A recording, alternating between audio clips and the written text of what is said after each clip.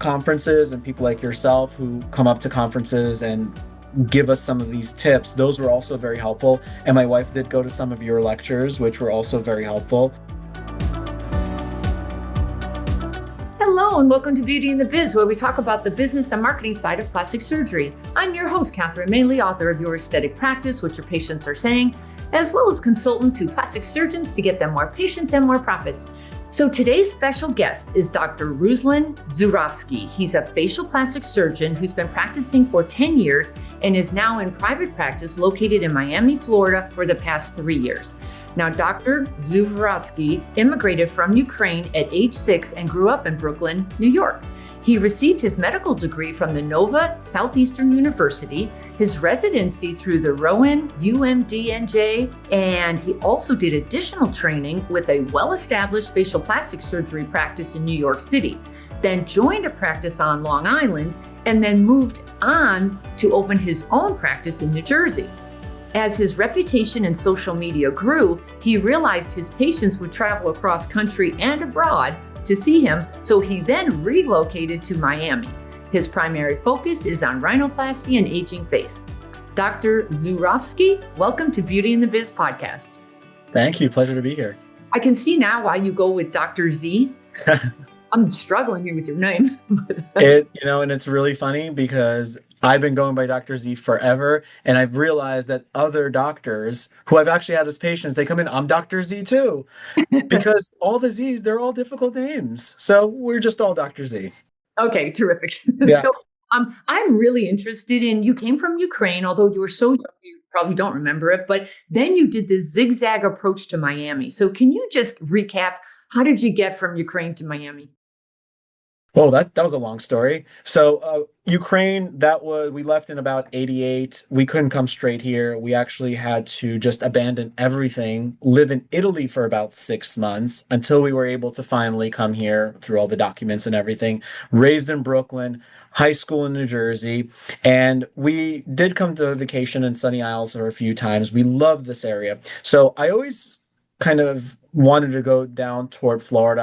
I loved the area, and coming down to Sunny Isles, I thought this was just it. This was perfect. So when it came down to it and it was time to go to med school, I thought, wow, I really want to go down there. I want to be somewhere where I'm really happy. So that's how I ended up down in South Florida initially. When I graduated, I did want to go back to New Jersey because that's where my family still lived, in Central Jersey. But the goal was always, one day I'm going to come back here. This is where I'm going to finally settle. So as you mentioned, I went to New York, started a practice in New Jersey, and finally it got to a point we were growing, we needed to move. And I thought, why would I move into another space in New Jersey? Why would I keep planting deeper and deeper roots, especially with a family and kids? It's time. It's time to move. And as hard as it was, and there were a lot of challenges to moving, we ran into a few speed bumps there, which you're always going to run into. We finally did it and we moved, and I don't regret a single thing about it. Nice. Now, most surgeons, after all of that training, they're kind of done. And I've known you for several years, and I've watched you at the meetings and especially special trainings and conferences. How much extra, and you did on your own, you have mentors and you have watched them doing their thing. How have you perfected your own surgical skills after residency? Yeah. And I think that's actually what makes great surgeons great surgeons.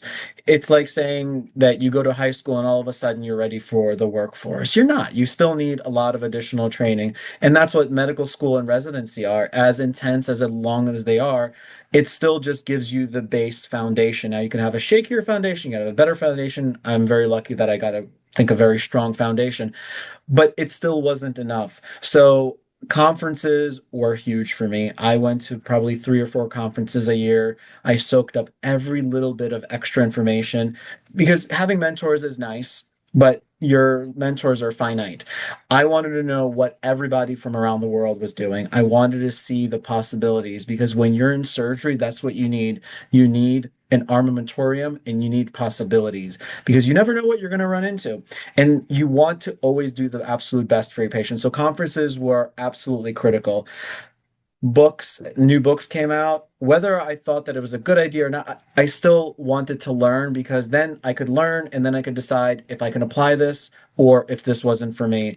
Videos, there's been a huge uptick in videos about surgical procedures. Those were extremely helpful.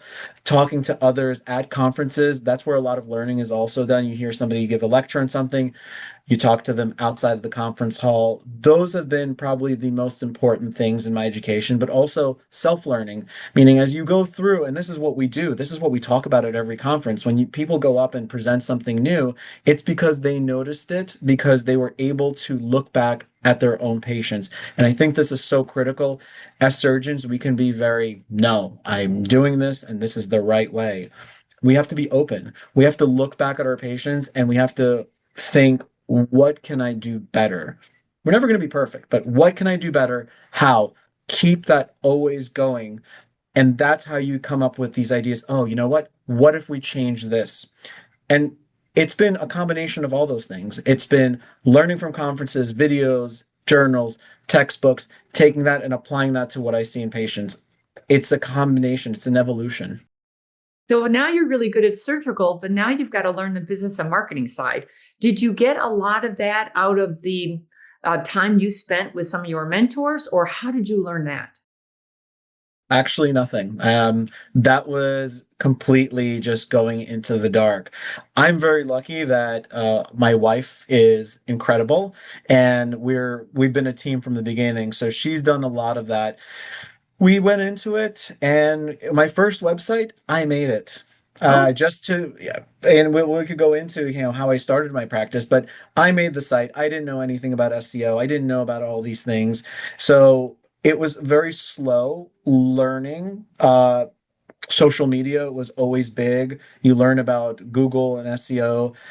So I can't say that I went and I took a specific course, although conferences and people like yourself who come up to conferences and give us some of these tips, those were also very helpful. And my wife did go to some of your lectures, which were also very helpful. And it was just slow progress of live and learn, see what works and see what works for your brand. Because there are many ways, as to say, to skin a cat, but depending on your marketing, that determines the type of patients you're going to get and the type of practice you're going to run. So we've really tailored our marketing in order to recruit mostly the patients that match and align with our practice. by the way, you're in Aventura, which is a Mhm. just part of Florida. It's gorgeous. Were you able to buy? Are you leasing? Do you have your own OR? What's your setup like? So I'm leasing. I really want to buy. I'm leasing. Yes, we have our own OR. And that's a really a funny question because I have been constantly looking for a place, calling every time that something goes on the market. No, we can't do medical here. No, you can't build this out here. And I just spoke to another local surgeon who's been here for 25 years. And I relayed this issue to him. He just kind of laughed. He goes, "Good luck." He's like, "I've been looking since 2007 and I still haven't found a place to buy." Unfortunately, it's a great area. And actually, this surgeon, he said he called it the Beverly Hills of South Florida, which I agree with it. It's a very nice, it's a classy area, it's a beautiful area, but there are restrictions to what you're able to do in this area.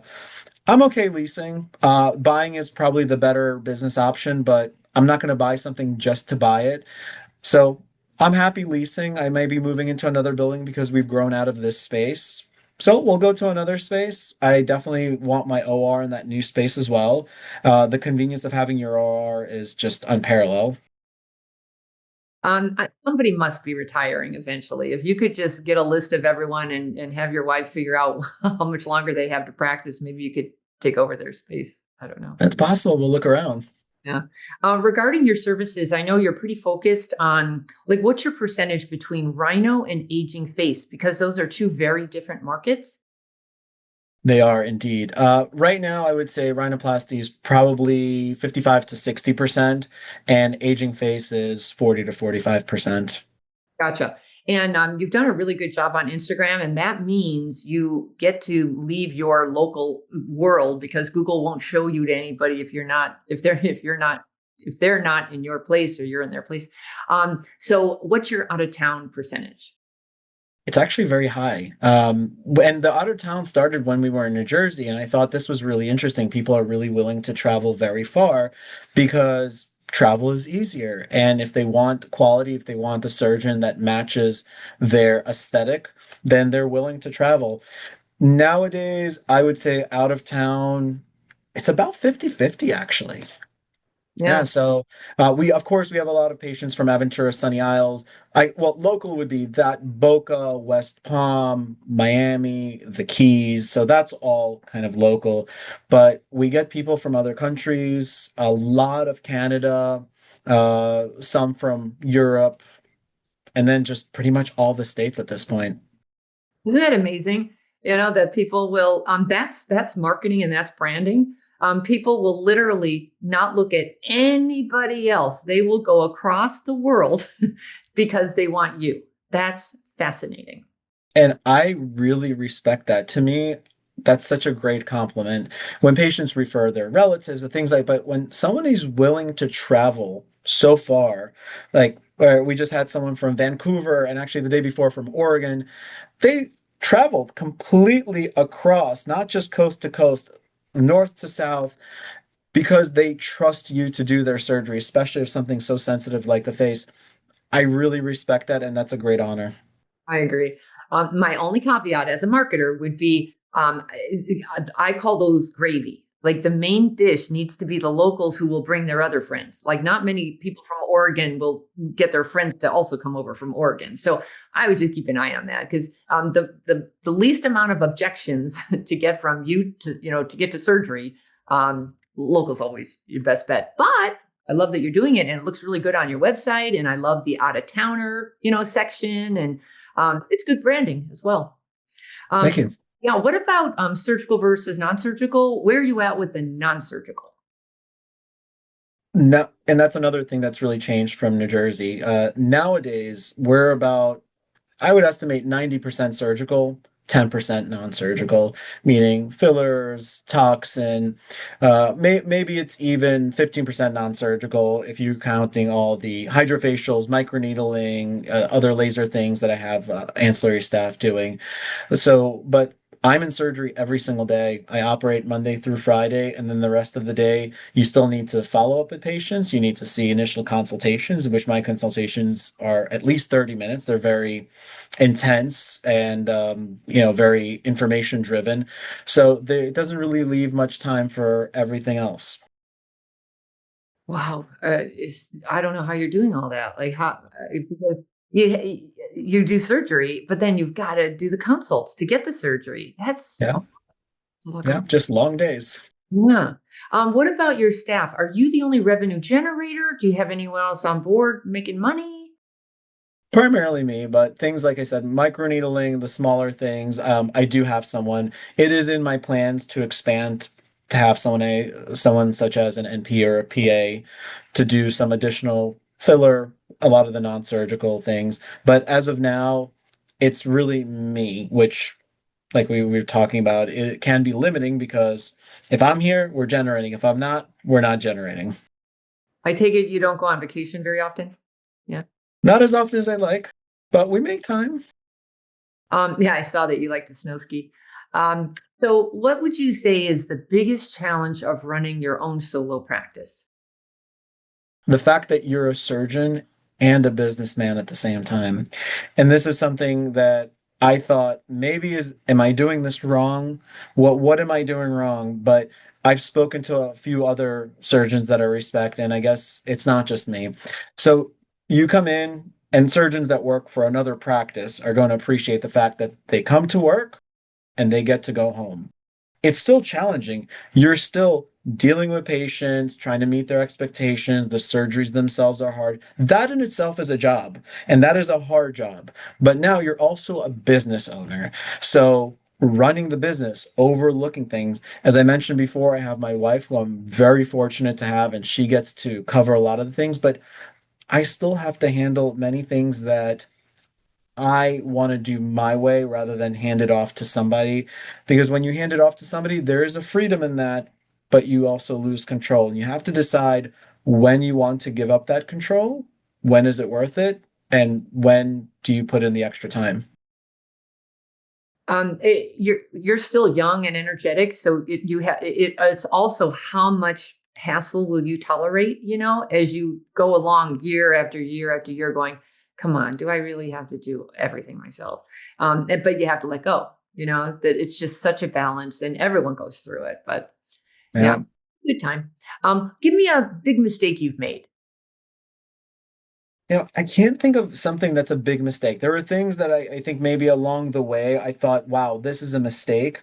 And it's almost turned out to be this was for good reasons. So when we were first moving down to Florida, I signed for this other building. It was a brand new building. They made me all these promises. I gave them 12 security deposits. We spent a year back and forth. And after a year, they told me more delays, more delays. And that went on for another year. So unfortunately, and in the end, after 2 years, they told me they couldn't build it out the way that I wanted it to with all the specs. And so, I was at a dead end and I actually had to get lawyers. I managed to get all my money back. But at that point, I thought, wow, what a mistake. I shouldn't have trusted them. I should have done, XYZ. I don't know. But in the end, I kept flying down to Florida every single weekend, sometimes flying in Saturday morning, flying out Saturday night or Sunday. And I found this space that we're in right now, which, like I said, we've grown out of now, but this has served us very well. The space was perfect. It was actually in a better location. It was a very nice building and couldn't be happier. So this has actually worked out better. So sometimes I think when something seems like a mistake, learn from it, and then go on, use it, and maybe it was for the better. I'm actually a firm believer in it all works out the way it was supposed to. But when you're in the middle of it, and especially for 2 years, that's insane. I mean, what's the lesson to be learned? Because you had the expectations in writing, everyone signed. That's crazy. Yeah, and it's a good thing that I'm very meticulous and I had everything signed. I had every email, I had every text message. The way I was able to get all the legal fees and all my money back was when I hired the lawyer, I gave her a binder with everything highlighted and a time frame of everything. I spent 2 days on this because I wasn't letting this go. I gave her all of this, and when she had it, they had no chance. I mean, it was just right there. Nice. Well, they always say when it gets down to it and you're standing in front of the judge, all he or she cares about is what do you have in writing? you Yeah. know? Yeah, so I guess the lesson there is, yeah, everything in writing. Don't take, especially when it comes to business, don't use the handshake or take my word for it, because even in that deal, there were a lot of take my word for it, but luckily I did have proof in writing. Hello, it's Catherine with a quick announcement. My new book, Beauty in the Biz, the Plastic Surgery Practice Growth Playbook, is at the printer. Now, it's based on 175 interviews with top plastic surgeons across the country, what they're doing differently to convert more, retain more, and profit more. You can pre-order a copy of the book at beautyandthebizbook.com. Now, back to the show. So, any plans for growth, or are you pretty happy now that you settled down in your dream local? Oh, there's always a plan for growth. My plans for growth are more to be able to provide more services and, like I was saying, to hand off more things, but to hand them off to quality people. I'm not just a hand it off kind of guy. So I need a bigger space. I do want more facilities to bring on an NP or a PA. So for that, you need more space. Recovery. So hyperbaric oxygen chamber, things like that, I think are very beneficial. So those are my current plans for growth, really. Gotcha. Let's move on to marketing because you are in a really exclusive area that has the right kind of clientele, but also the supply. So the demand is there, but so is the supply. So how are you differentiating yourself? So I think patients, when they look for something, they're looking for a particular thing to resonate with them. And how I feel we've situated our practice is a truly high quality luxury and exclusive practice. And when you really look at it, not many practices are as such. There's a lot, like especially down here, there's a lot of advertising, there's a lot of marketing, there's a lot of gimmick stuff, but there's still a handful of good quality surgeons. But amongst the good handful of quality surgeons, we all respect each other, and it is very collegiate. So patients will choose who they want to go to. And within that, there is not as much supply. It's a matter of distinguishing yourself that you are at that quality. And I think it's how you present yourself. It's in the quality of patients that you take on and the quality of the results that you give them. Because for us, as far as marketing, the best patients come from word of mouth. That is my absolute favorite because they see the work, they understand what it's about, and they're like-minded, whether they're friends with them or acquaintances. So that's really my favorite way to distinguish ourselves. And as far as social media, I do think social media can be very powerful, but it's been used a lot again, I use the word gimmick because I think things are flashy, things are excited. Marketing is all about exciting and alluring. Oh my gosh, let me get this new, trendy, greatest, latest thing. I focus a lot on education because if what I'm saying to patients really resonates and they appreciate what I'm talking about, if it's resonating with them, I feel like that's the type of patient that I want. I want the patient that really wants to learn about the procedure, wants a good quality result. They value that to a great degree. And if they're interested in what I'm saying, great. Even if they hear me and they get this information, maybe they'll go to somebody else, but at least they've gotten that information to get a good quality result. Well, what's a really good example is it's amazing how much consultations have changed. The patients will show up knowing the difference between a SMAS and a deep plane. And what I love is that you have a very good video explaining your preference and why. And now you're not in the consult fighting with them over, I prefer this and you prefer that. And have you noticed the trend there of patients being so overeducated that they're now, I don't know, resisting your recommendations or any of that? Yes and no. The overwhelming amount of information, this is what I've seen, has now led to confusion because they come in here and they hear D plane, SMAS lift, upper mid, lower face, brow lift, endoscopic lift. They are very confused because they may have gotten good information somewhere in there, but within that information, they also got a ton more other information that's very confusing. I still get a lot of patients that think that a deep plane lift means you're going to be more pulled and more stretched. And I have to do a lot of re-educating. No, we're doing more work, but we're doing more work so that, yes, we can get you a better result, but a more natural result. So I feel like that is still not very well understood in the general community. They've heard about it, they know it's better, but they think that it means, oh, you're going to pull me even more. No, Mhm. so I still find that I have to re-educate patients a whole lot. But do you find the rhino patients are a lot different or not very much than the aging phase? Is it just age or is it psychology or physiology? Any difference there in how you work with that each type of patient? A little bit. They're looking for something different. The aging face patient is coming in because they've noticed changes. They want to go back to what they looked like. They want to restore their youthfulness. Sometimes they actually want to enhance because some people just have natural laxity. The rhinoplasty patient, which they vary from 15 to my oldest is 79, they're looking for a true enhancement. Their nose didn't, I mean, sometimes it ages, but it's not that it aged, it's they're looking for an enhancement.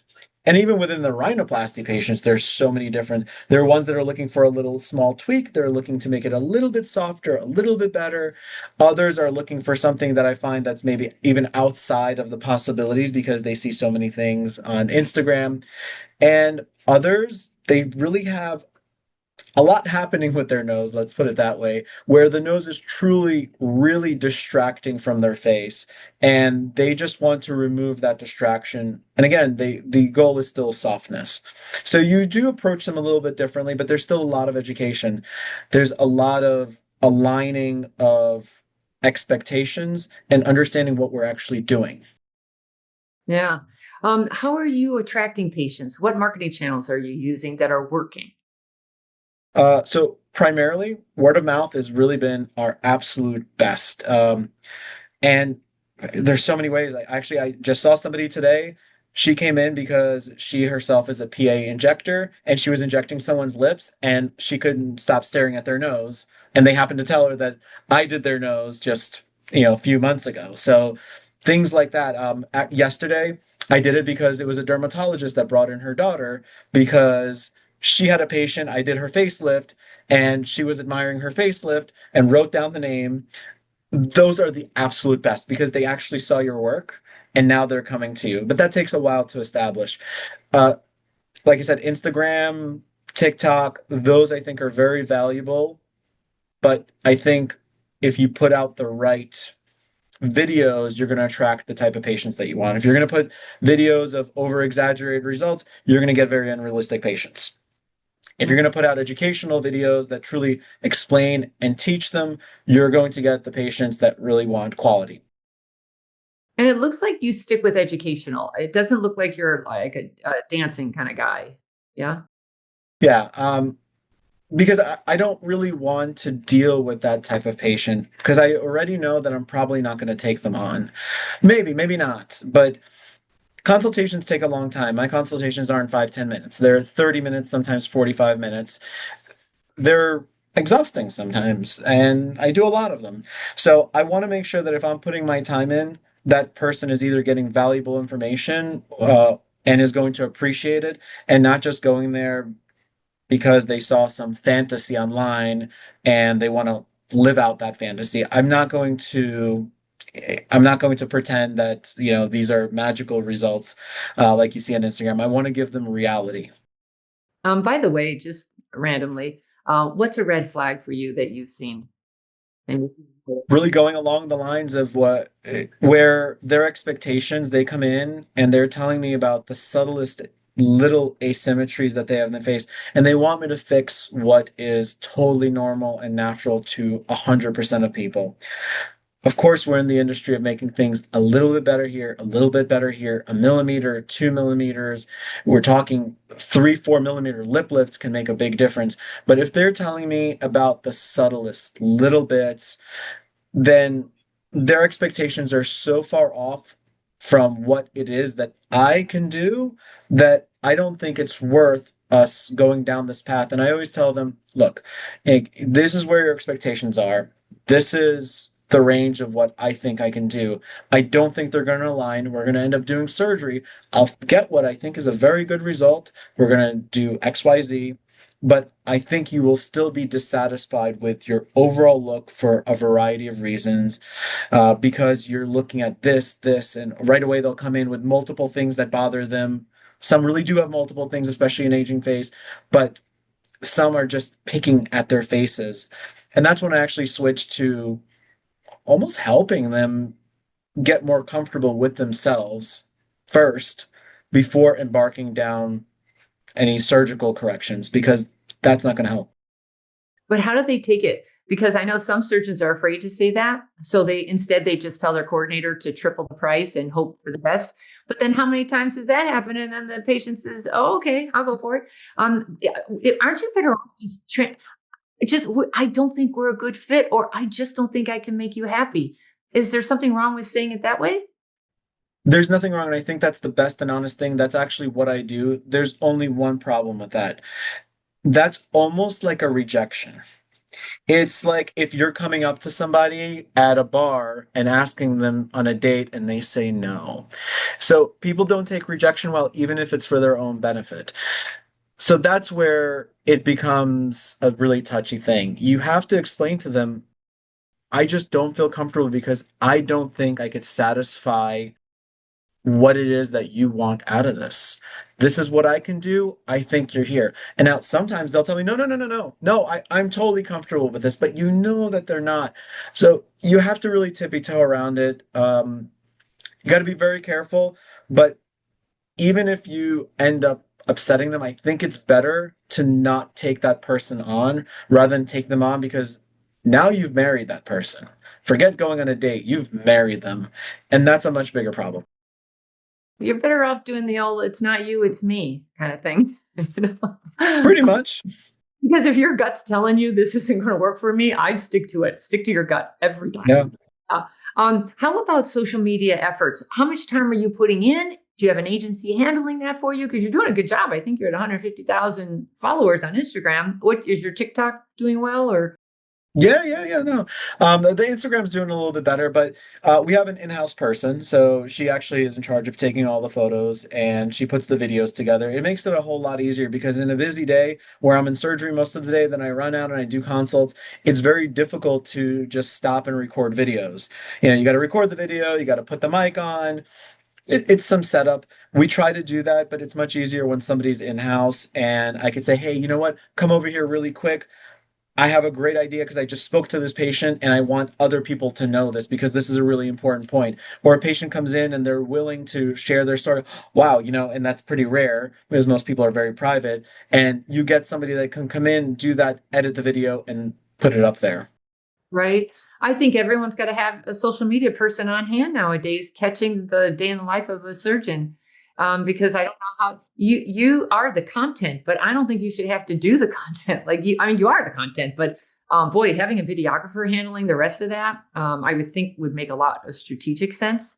You know, Mm, um, yeah. tell me this because you've done a good job with getting the patients to help with the marketing or get your points of across. Any tips on how you're getting them to approve before and after photos and videos? I'm actually finding it very hard. I think it's just you have to have a lot of volume, and then that those few are going to allow it. We've even had situations where patients said, "Oh, this is going to be great! I'm so excited!" And this is mostly facelift patients. And you do their facelift, you put together the video, and you put it up there, and they go, "Oh, now all my..." And this has happened to us countless times. Oh, you know what? I don't like how I looked before, and now everybody can see what I looked like. So it's still a challenge. We just ask them, and some are willing. Sometimes we have to block out portions of the face, and some are just willing to because, if you ask nicely and they're not shy, then they'll be willing to do it. Honestly, that is the secret. Just keep asking. Just ask everybody. Some will say yes, some will say no, some will say crap. You know. Yeah. And it's an awkward thing to ask. I personally am very awkward in asking these things because it's almost like you're asking something of them. I don't like to ask. I'm here for them. So I don't like to ask. Maybe I should do a better job, but I don't like to ask for reviews. I don't like to ask them to do videos. I feel awkward. But unfortunately, that's required because how else are other patients going to know the truth? How are they going to know what this is like, what the recovery process is like, what the patient feels from their end? Actually, if you tell the patient that, that'll make sense because they will say to you, "Well, actually, that's how I chose you. I liked your photos," and Yeah. you're just saying, "You know what? I." Plus, it helps to give a woman a compliment. As a surgeon, you can say, "I just love. You really look fantastic. I love the look we got there. Would you do me a favor and let me share it with the other patients who also wanted to look at photos, just like you did?" To try to add a why to why you're asking seems to help a lot. Uh, Hmm. but yeah, there's nothing easy about that. Yeah. So we're getting towards the end. Do you have a crazy patient or staff story you care to share? Hmm. Yeah, so actually, we had a facelift patient that came in, and so I do a lot of things awake also, and we were doing a deep plane facelift. She came in, she did not want her husband to know. He's gonna know. She goes, it's fine. If he knows after, he knows after. He doesn't need to know before. She was gonna have her friend pick her up.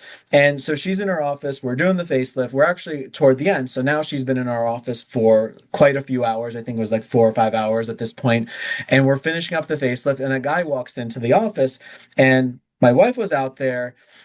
He comes in, he's like, hey, my wife said that she went to a spa, but she's been here for hours. She's been here like pretty much the whole day. What's going on? And then her friend won't tell me anything. She comes back and she's like, hold on a second. Let me just double check because he knows that she's there. She comes into the room and she tells her, your husband is here and he wants to know, but you told us we can't tell him. And it's HIPAA, it's privacy. We can't tell him that you're having a facelift. She's like, yeah, he doesn't need to know. Like, he's gonna know. She's like, just tell him that I'm getting beautiful and that he has to wait for me. So that was pretty wild. That he had no idea, but he basically tracked his wife through Life 360, just to find out that she was not really having a facial or going into a spa, but she was getting a full facelift. And now that he was going to be, oh, and then we go over all the recovery, he's going to be taking care of her for the whole week. So that was a fun little surprise. Are they still married? I believe so, yeah. I don't know if you want to surprise a man with all of that. Holy cow. Okay, that's crazy. Yeah. That's crazy. Okay. Tell us something interesting we don't know about you. Me. Interesting. You know, lately I feel like I've become more of a bland guy. I used to be more like out there, but the things that I get really excited about are things like skiing because I'm so focused on the business end of things and running the practice. So like I was saying, you're the doctor, but you're the doctor from, while you're at work, then you're the businessman. It's very difficult to get your mind off of the business. And this is what a lot of people who work for somebody else don't appreciate. The business kind of starts to run a lot of your life. So the only thing that really helps me is skiing because when I'm skiing, I'm having fun, but I'm also trying to stay alive. And so everything about the office gets wiped away, all the worries and it's exhilarating, it's fun, it's exciting. And so I only started skiing in 2020. We happened to go on a trip, fell in love with it, absolutely love it now. But if you live in Florida, where's the closest place to ski? You got to travel, unfortunately. When we were in New Jersey, it was really easy. All we did was take a trip up to Vermont. We have a favorite place up there in Stowe. We would just drive up 7, 8 hours. Now we have to fly, but it's worth it. But which state do you go to? Well, we have that place that we went to the first time in Stowe. We really love it. We go there. We've been out to Switzerland, to Verbier. That's beautiful. That's an absolute incredible. And interestingly, we still have not been out to Colorado, but every time I go anywhere conferences and I meet somebody that loves skiing, I have a whole file of notes on my phone of go here, stay at this hotel, ski here. Well, I'm out in California, so you can't live here unless you ski because Lake Tahoe is just like 3.5 hours away. And I know every weekend you would go up skiing, and I never even learned to ski until I moved to California. And everyone's like, "No, that's what we do on the weekends." I went, "Oh, okay, I'll learn how to ski." Yeah. Yeah, it's not pretty. Which is ironic because when you think of California, you think sun. Right? It's shocking that you can swim and snow ski in the same day. Yeah. Well, there's a new thing that I heard about that I would love to try, sand skiing. I saw that on YouTube. I don't know how real that is, but I'm interested. Do you have to go to Saudi Arabia or something for all the Probably Yeah. to get those really big dunes, but I'm interested. It's easier. Yeah. So everybody, if you want to talk with the doctor or check him out, his website is Z Plastic Surgery. Is it Z-Face Plastic Surgery? Z-Face Plastic Surgery.